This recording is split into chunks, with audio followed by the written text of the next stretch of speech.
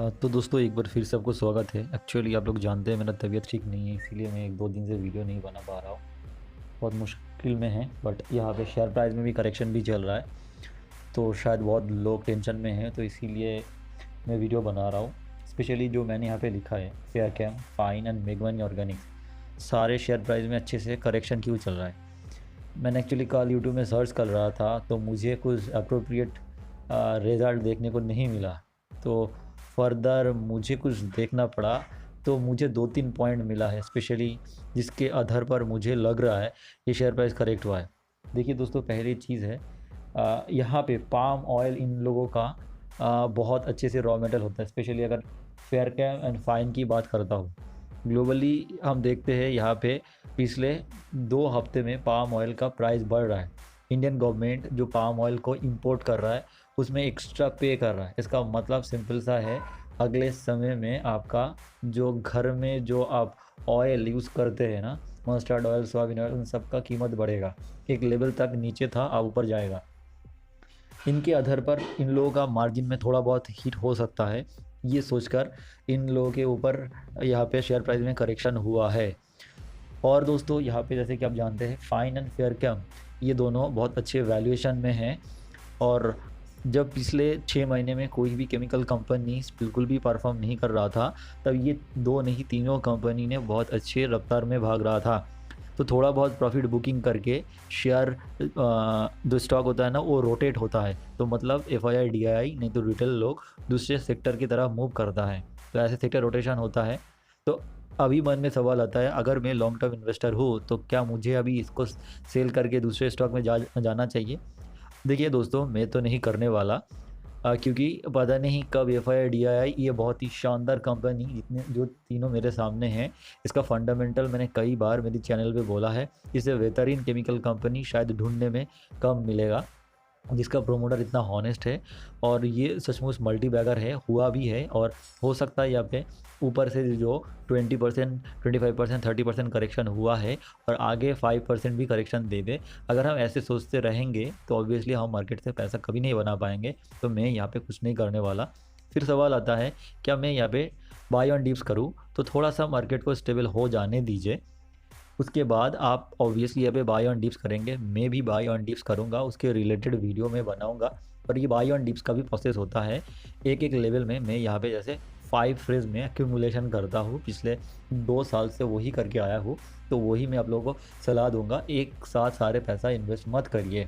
Exactly आपको पता होनी चाहिए, अगर आप 5 फ्रेज में खरीदेंगे तो आपका एवरेज कहाँ पे बैठता है, पहले ये कैलकुलेशन फिर आपको बाई करनी चाहिए। स्पेशली मुझे और कोई भी यहाँ पे रीज़न देखने को नहीं मिल रहा है, लोग सिर्फ टेक्निकल के पीछे भाग रहा है। टेक्निकल सही चीज़ है, मैं आपको बता दूं, जो ऑपरेटर साहब है उनको पहले से ही प्री डिफाइन एक प्राइस दिया जाता है, वो प्री डिफाइंड उनका क्लाइंट ही देते हैं। मुझे फाइन को इतने पैसे में, फेयर कैम को इतने पैसे में, दूसरा टाइटन बोले कोई भी हो। जैसे कि इसका एक सबूत मैं आपको बता दूं, आप देखते हैं बहुत बड़े कंपनी में फिलहाल हमने देख रहा है एक्सिस में, इंडस एंड में, रिलायंस में एक बहुत बड़े बड़े बल्क डील हो रहा है, तो क्लाइंट मतलब बड़े क्लाइंट उनको बोल देता है मुझे इस भाव में ख़रीदना है, तो उस समय में एक बल्क डील होता है। तो ये सारे जो small cap and micro cap, mid cap companies है, यहाँ पे भी बहुत बड़े क्लाइंट का एक पैसा होता है, उनका वो ऑर्डर फिल नहीं होते हैं, उससे पहले ही रिटेल लोग ने उनको ऊपर लेके जाते हैं। तो उन लोगों को हटाने के लिए ही ये बहुत बड़े इंस्टीट्यूशंस ने तगड़ा झटका देता है, ताकि उनको वहाँ पे वो पैसा मिल जाए। देखिए दोस्तों, ये 1 क्वार्टर का गेम हो सकता है, 2 क्वार्टर का गेम हो सकता है। हमने ये फेयर कैम के साथ देखा है, जो डीआईआई ने 1800 के ऊपर परचेस किया है, अगर उनका बात ही देखेंगे ना, तो उनको 1 साल में बिल्कुल भी रिटर्न नहीं मिल रहा है। तो हम होल्ड कर सकते हैं, बिंदास होल्ड कर सकते हैं। और फाइन का शेयर का क्वांटिटी मार्केट में इतना कम है, इतना कम है, और मार्सेलस अगर उनको खरीदते रहे तो हम रिटेल लोग सिर्फ डरते रह जाएंगे, इतने कंपनी को हम नहीं कर पाएंगे। मैं पिछले जो क्वांटिटी परचेज़ किया था एग्जैक्टली उसी क्वांटिटी में बैठा हो, आगे भी बैठा रहूँगा। मेरा लॉन्ग टर्म पोर्टफोलियो का हिस्सा है, मेरा नहीं, मेरा फैमिली का भी हिस्सा है। और दोस्तों, मेग मनी का भी सेम ही सिनेरियो है। अब टेक्निकली देखिए, टेक्निकली आप जितने अच्छा देख पाएंगे उससे अच्छा ये अंदर की चीज़ जो मैं बोल रहा हूँ ना, ये आपको पूरा यूट्यूब क्या कोई भी बुक में आपको नहीं मिलेगा। ये सिर्फ रियलाइज से और बहुत सारे अच्छे पेड कोर्सेज से, जो लोग ऑपरेटर के साथ काम करते हैं उनसे ही सीखा है।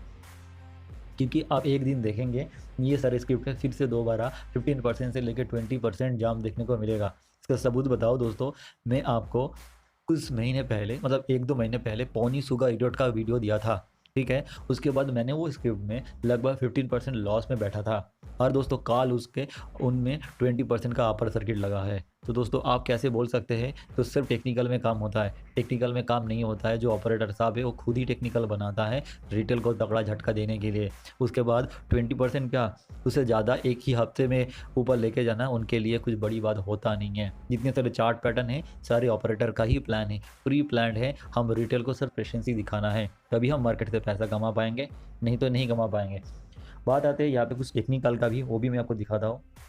तो अगर यहाँ पे फेयर कैम की बात करें तो फेयर कैम ऊपर से काफ़ी करेक्ट हो चुका है। देखिए अगर आपको बाई करना है एक फेस में, देखिए मैंने आपको बताऊँ, मैं यहाँ इसी जगह पे बाई किया था, एवरेज किया था। मैं इसी जगह के पास अगर आएगा तो एवरेज करूँगा, अगर इसी जगह के नीचे भी आएगा फिर मैं और भी एवरेज करूँगा, क्योंकि ये लॉन्ग टर्म हिस्सा है, मल्टी बैगर कंपनी है, और मुझे इसका बिजनेस एंड प्रोमोटर के ऊपर 100%, उससे भी ज़्यादा कुछ होता है तो उतना परसेंट ट्रस्ट है। बाकी हम फाइन ऑर्गेनिक्स की बात करें तो हम देख सकते हैं बहुत ही लंबे ट्रेंड के बाद ये ऊपर से नीचे गिरा है। बट एक इम्पॉर्टेंट बात भी मैं आपको बता रहा हूँ, अगर ये चीज़ सही बैठता है तो आप मुझे बाद में आके थैंक यू देना। जब भी रिजल्ट पब्लिश होता है उससे पहले कुछ दिन फाइन ऑर्गेनिक्स को बहुत अच्छे से कटिंग दिया जाता है, ये ऑपरेटर सब करता है, ठीक है। हर बार आप देखते हैं ऐसे होते हैं। क्या इस बार भी वही हो रहा है? क्या नीचे से शेयर प्राइस को लेने का कोशिश किया जा रहा है? अगर ऐसे है तो परफेक्ट हो सकता है, क्योंकि ऐसे मार्केट में बहुत ही कम क्वांटिटी पड़े हैं, 4% के पास पब्लिक के पास बढ़े, वो भी लेने का कोशिश है। ऐसे आपको बहुत ही कम कंपनी मिलेगा जितना स्ट्रॉन्ग हैंड के पास इतने बड़े क्वांटिटी है और वो भी और लेने का कोशिश कर रहा है। मेक मनी फाइन कैम भी एक बहुत ही अच्छा मल्टीबैगर कंपनी है, जैसे कि आप सब जानते हैं। अगर आपको इसी भाव के आसपास में मिलता है तो ऑब्वियसली आपको एवरेज कर लेना चाहिए, ठीक है। ये एक बहुत ही शानदार एवरेजिंग जोन हो सकता है। नहीं तो अगर आपके पास 200 मूविंग एवरेज है, जैसे कि ये बहुत ही शानदार, वो जो मैं पॉइंट ही बोल रहा था 1200 के पास, 1150 के पास अगर ये प्राइस आ रहा है तो ऑब्वियसली आपको खरीदना चाहिए। देखिए दोस्तों मैं आपको बताऊंगा, इनका अर्निंग के ऊपर नज़र रखिए, ठीक है, क्योंकि अगर आपको लंबे देर तक चलना है तो आपको कंपनी का फंडामेंटल के ऊपर ज़्यादा बिलीव करनी चाहिए, थोड़ा मात्रा में आपको टेक्निकल के ऊपर भरोसा करनी चाहिए। अगर आप 10% 15% लेके खुश है तो obviously you go for technical, but मुझे पहले प्रायोरिटी फंडामेंटल के ऊपर आता है।